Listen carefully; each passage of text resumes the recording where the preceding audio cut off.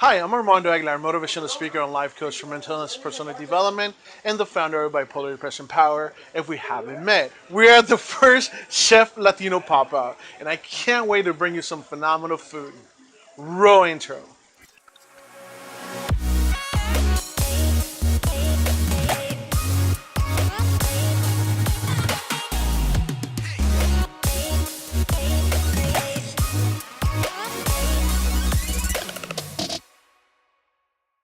So, tell me how this idea came about. First of all, introduce yourself to my audience, who you are, being a chef, and wanted to do something new that hasn't been done before. So, tell me a little bit more about Armando, well, first, thank you so much for having us, for having me here and talk about Chef Latinos. It's a one of its kind project right now, and basically the idea behind it is to give a lending hand to all the upcoming chefs. Okay. Sometimes we see little groups here and there that help each other out. So I don't think we have seen a Chef Latino group that actually helps each other out. So Right. sometimes it's not about I can do it on my own. We all need help. For example, my business is Casanova Fish Tacos. I'm a 9-year catering company, and it all started after being laid off. I didn't go to school to become a chef. So this is kind of. But you don't need school. I mean, don't get me wrong, school is important, but there's something we have it in our blood, right? It's something that just comes with us. And then it's also the necessity, like in your case, the necessity brought that hunger to make the best food you can make, because that's how you were going to eat from that point on. And that's a great point that you touched, because we all talk, or some of the chefs talk about the passion that they have to create and make dishes. For me, it started the other way around. For me, it started more of a necessity, and then the passion was born out of that. So for me, is after my layoff, I was laid off from my work, is what am I going to do? We used to do these events at my backyard during football season. So little did we know, we got tired of the same options, and we started playing with food. One of my friends suggested that we would do fish tacos. So based on that, it started growing about playing with different ingredients and flavors and fusions, if you will. And that's how we came to perfect my product. When I first started, the only thing on my menu was the Baja style fish taco. Everybody knows the Baja style fish taco. Everybody tends to over batter fish. For me, it's the other way around. We put a little tiny coating of batter in.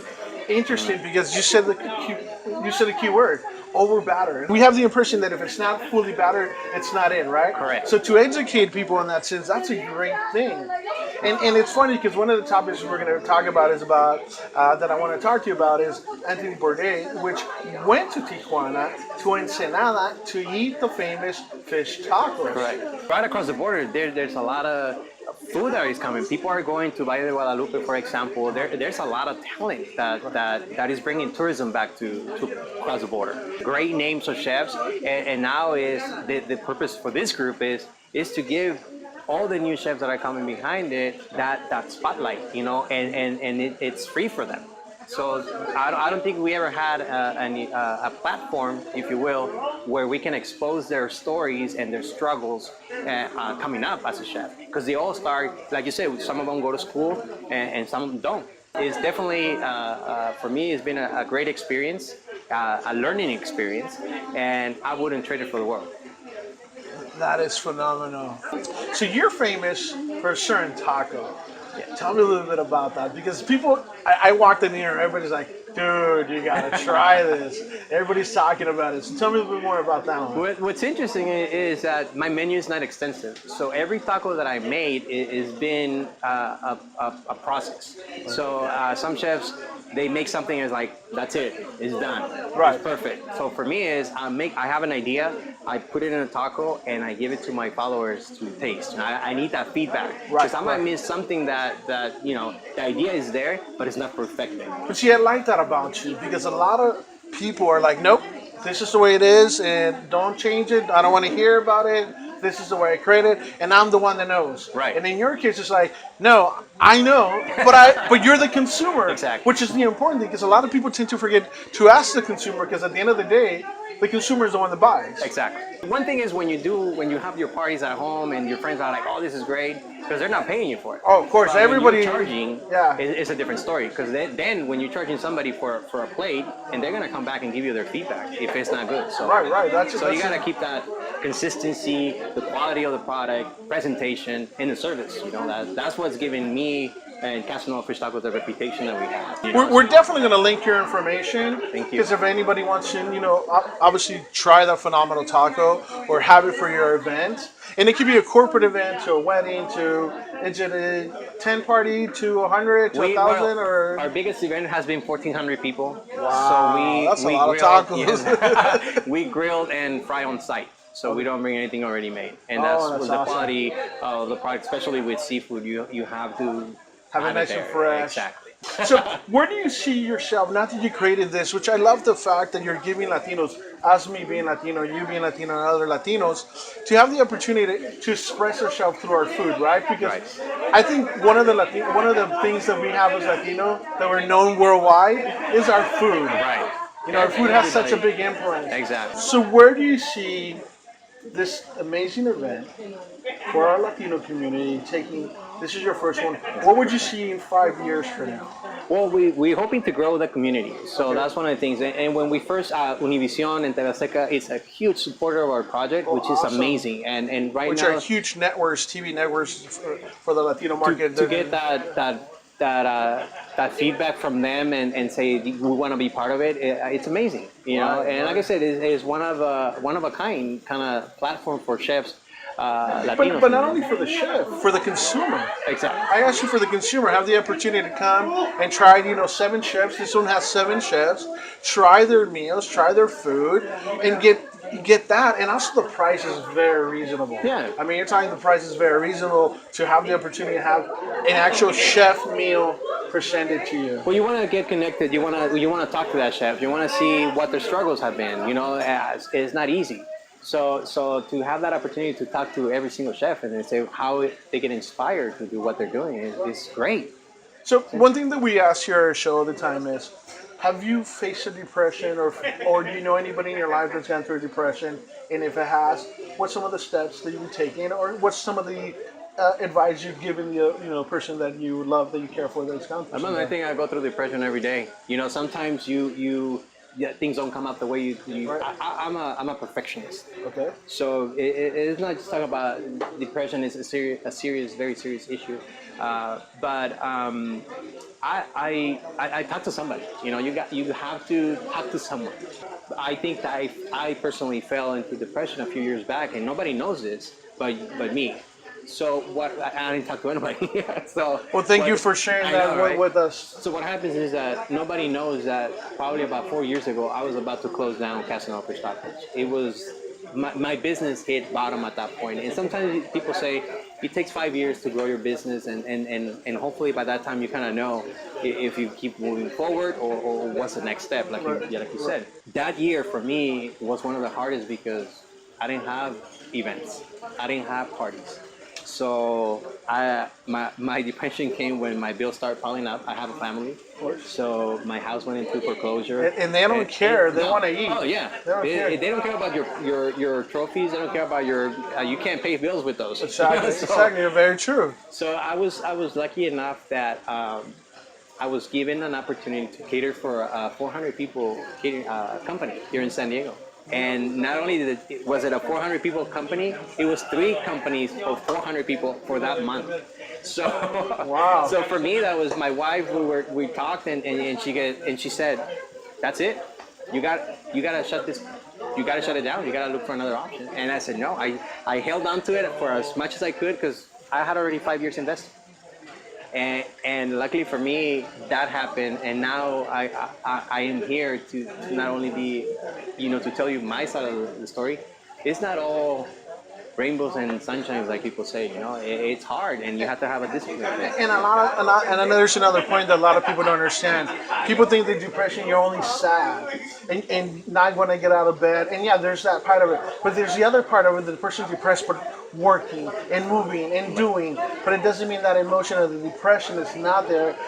But, having family and people with kids that are saying, I'm hungry, the depression feeling's still there, but you're sitting on the go. But it does, you're still torn apart. Right. Oh, it's a pressure. It's a pressure that comes with it. Yeah. So once things coming a lot better, then that start minimizing, right? Oh yeah, right away.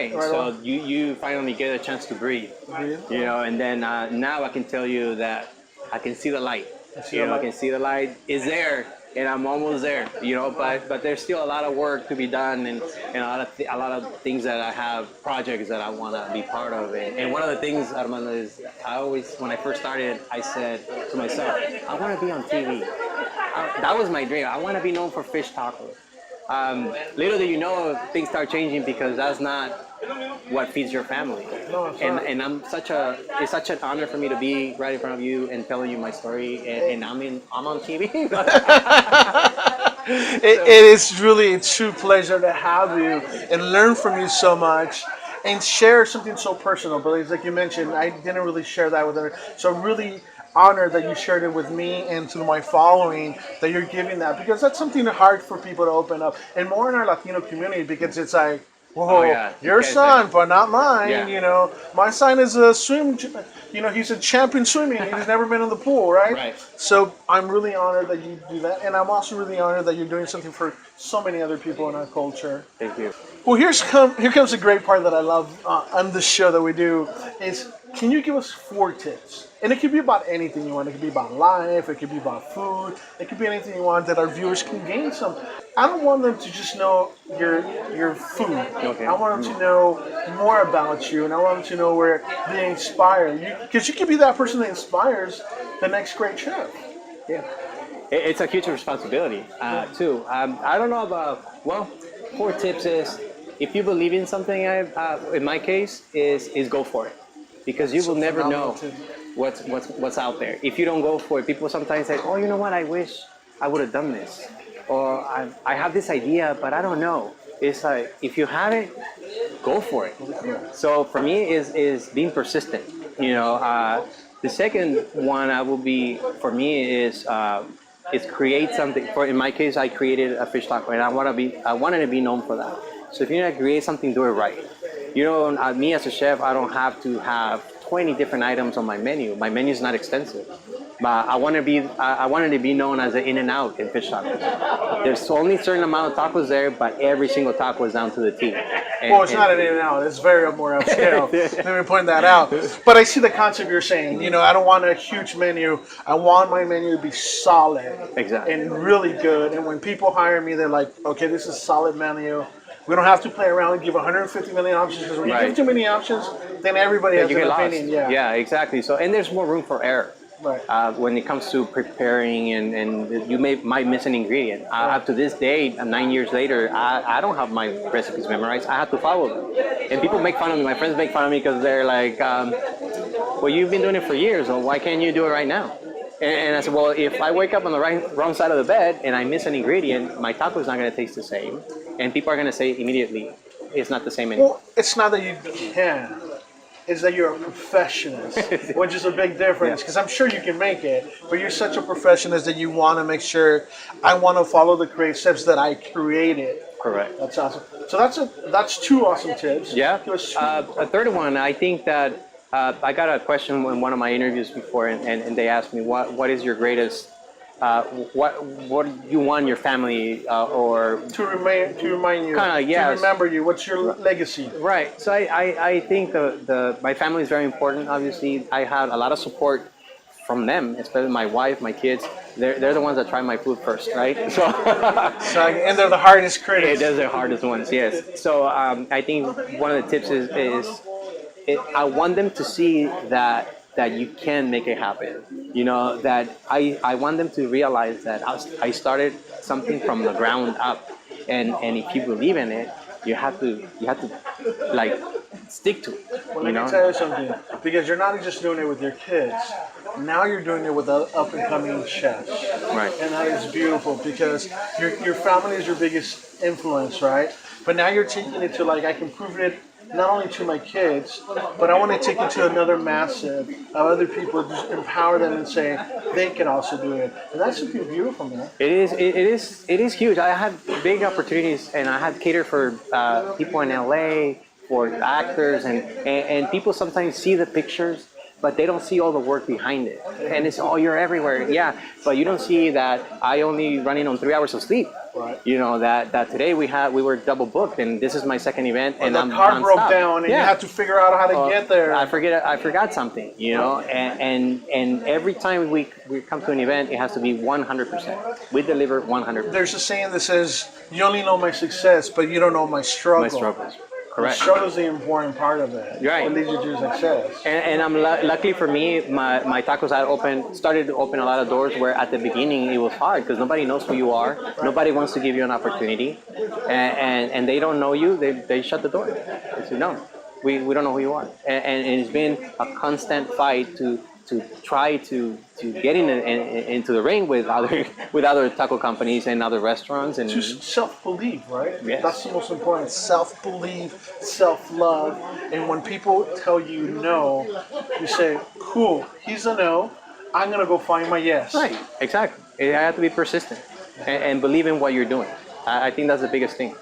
But please give your kids a big hello, so they can see it and they can be proud of their dad. Hector, Mia, you know what they've accomplished. Oh, they see it. So that's great. I want you to know that your dad has worked really hard to be where he's at, and now he's giving back to so many other people. And that just the fact that he's giving back is probably the number one thing that can inspire you to do your own dreams. It is a pleasure to have you here. Pleasure is all mine. And like we always say, remember, you're not the illness, it is something that you face, and always much love.